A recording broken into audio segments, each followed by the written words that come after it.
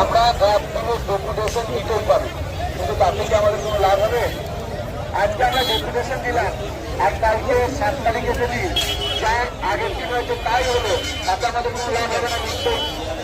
আমাদের যেটা দাবি, আমরা আমাদের দাবি আদায় করবো, তবে আমরা পাবো।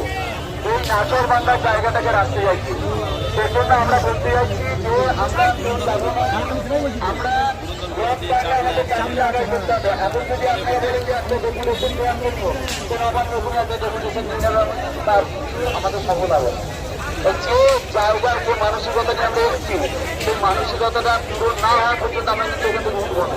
সেই মানসিকতাটা রাখতে হবে, তার জন্য আমাদেরকে শৃঙ্খলিতভাবে দেখতে হবে, কারণ আমরা থাকতে পারবো না। তা আমাদের বেরোতে কিছু সময় লাগবে।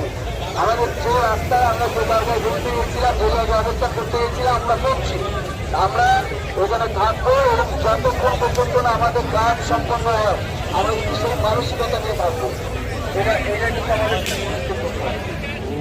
কি করিলে বল পাইব তোমারে রাখিব আঁকিতে আঁকিতে